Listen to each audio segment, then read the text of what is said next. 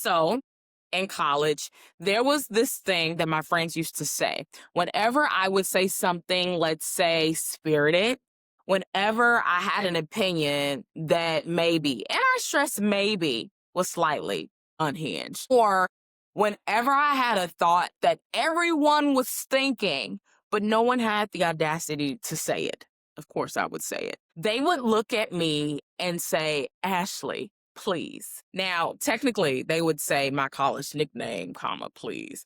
But I'm not telling y'all my college nickname. So we'll go with Ashley, please, for now. But it was never Ashley, stop. Ashley, you're wrong.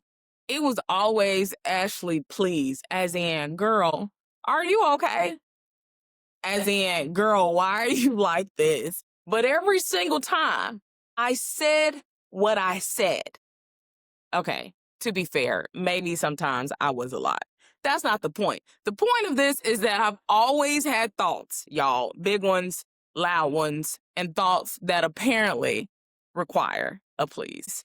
And now, almost always, those thoughts are about the news, about politics, about civics, about the absolute state of things. So I thought, why not give the please a microphone? Welcome to the first episode of Ashley Please, the podcast where I'll explain politics the same way I do in the group chat.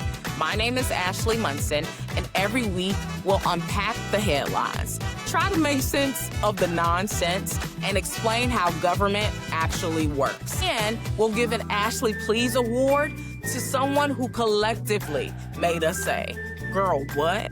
This is part civics class, part podcast, fully unhinged.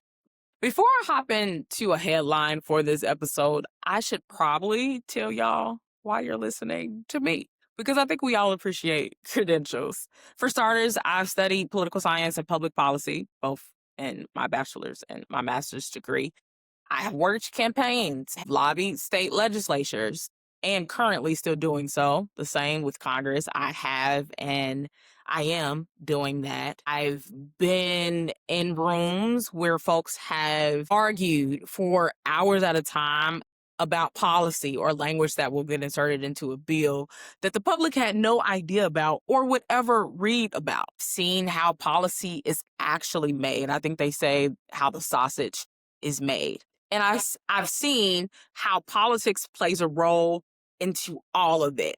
And somewhere along the way, I've realized that the people closest to all the things I've named, sometimes we're horrible at explaining it, especially the folks that are actually in office, because everything becomes an acronym. A lot of things become insider language and more things become, well, technically that. I'm guilty of that too. And most people aren't by default dumb. I said that wrong. Most people, in my experience, are confused not because they're not smart, right? I don't think this system, government, politics was made for people to really understand it. So I think that people need someone to break it down about what's happening in layman's terms. Because after you've been in the field for so long, you forget how to break it down in actual human language. Explain it in a way that people understand it. And that's what I'm here for, because whether you believe it or not, politics impacts your everyday life. It affects a lot of the things, if not most of the things that you do, from your paycheck, from your taxes to healthcare, to your schools, to your roads. Also, if I get one more red light speeding ticket from these cameras, Mayor Brandon Johnson, I'm sending them to your house. I've told you this in person, but I'm serious. Back to the point. I am here for real explanations, real context, the occasional roasting, because I am a little funny, and because a lot of these people deserve it. So this episode / pilot is a lot about getting to know me, okay? Furthermore, I would like to set some things straight for my podcast, what this show is and what it is not. I want to be clear. Number one, this is not a neutral show. What about balance? What about neutrality, Ashley? Here's the thing. I will always tell y'all the truth, and that's period. I'll provide the facts. I'll even provide what both sides are arguing and why. I won't lie to you. Now, I may tell you a joke, but I'll never tell you a lie. I won't even say things to suit a narrative, but I have opinions too, and a lot of them. I feel like if you can watch the news without feelings, that's either a superpower or a disorder. And I have neither, depending on who you talk to. Number two, this show will not make you feel stupid. My goal is not for you to walk away discouraged. It is to help you feel more confident to have these conversations and to understand what's happening. Y'all should know that because I feel like I've said that at least 3 times in this episode alone. Number three, this podcast is going to make you do something that is correct. Call your state rep, call your senator, file a witness slip, go visit somebody, look up what or who your senator is and what they're doing. The goal for this podcast is to make sure you are informed and active, not informed and paralyzed. So I know I've spent a lot of time telling you what this show is. At some point, though, you need proof of concept. So let me give you a preview of what some of a Ashley Please episode actually sounds like. This week's headline is about Congress. Yep, and specifically immigration. The Senate just approved another $70 billion for immigration enforcement. Insert here. Do y'all know what the hell I would do with $1 million? Get out the United States for sure. Sorry. Here's what's happening with the 70 billion and what that means. So this massive funding increase is going towards border security, detention facilities, immigration enforcement operations, and other related programs. Now, depending on who you ask, this is either long overdue or it is, let's just say, deeply concerning because what the F? Supporters of this 70 billion are saying that the government needs these resources to secure the border, to process migrants and enforce these immigration laws. However, those who criticize or that are in opposition, like myself, believe and argue that we're pouring billions of dollars into detention and enforcement while doing far less in addressing the real problems, such as immigration court backlogs, asylum processing, workforce shortages, and some of the conditions that drive migration in the first place.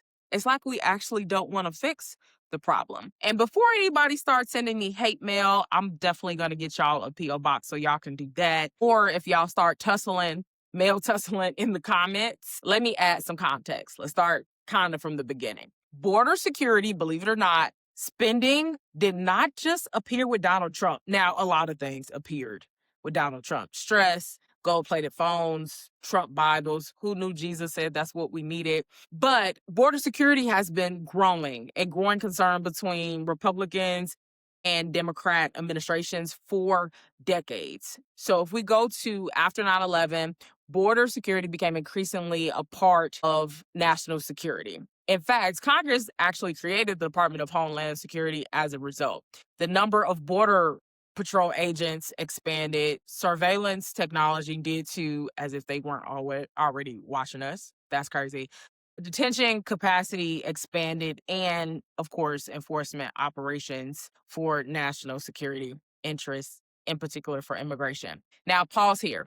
Y'all remember the wall? We're going to build a wall, the wall.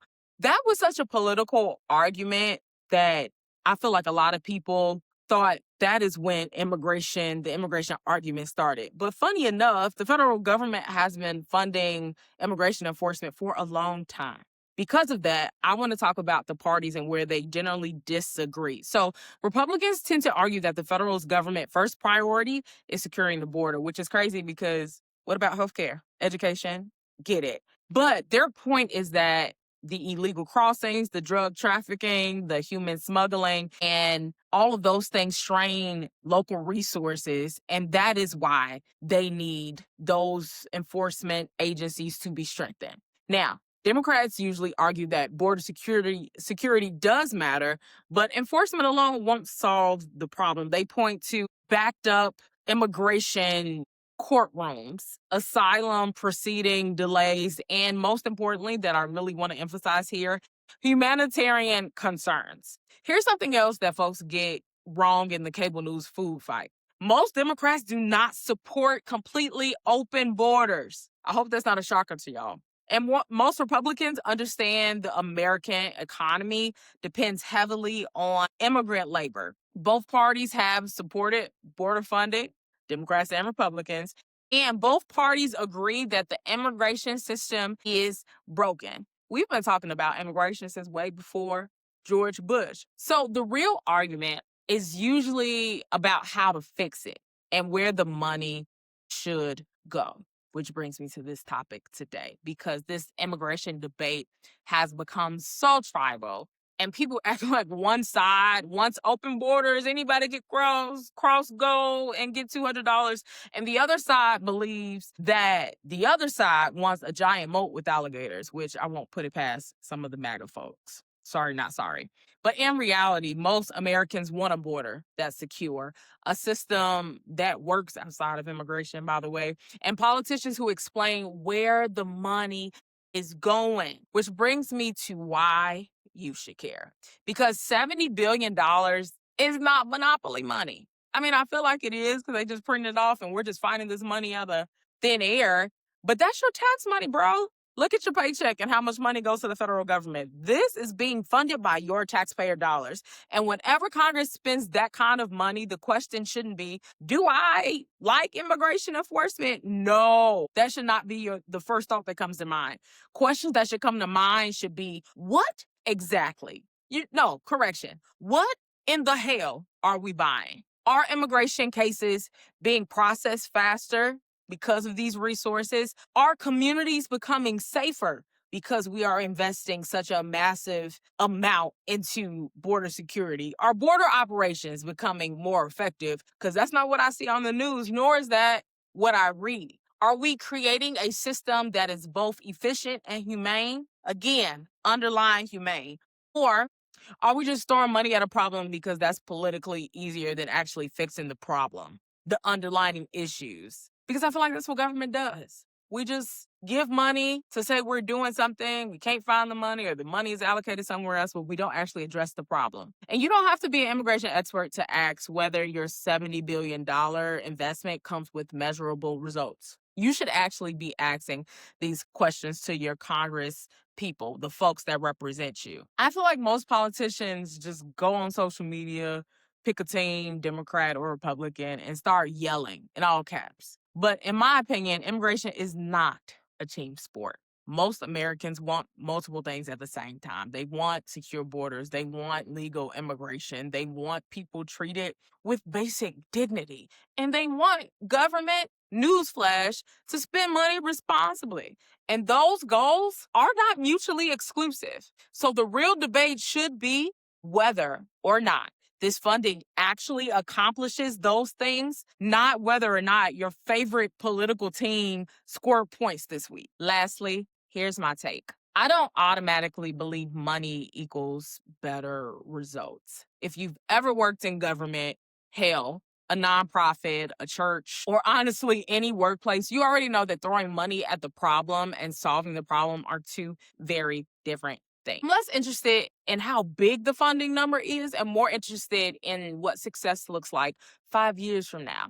Because if we are spending $70 billion, somebody should be able to explain in plain English what Americans should expect in return. And if they cannot explain it, that's a problem. In my personal opinion, if Congress can find $70 billion as quickly, they should be prepared to answer at least 3 follow-up questions before asking us to clap. Okay, so that's episode 1, the pilot of Ashley Please.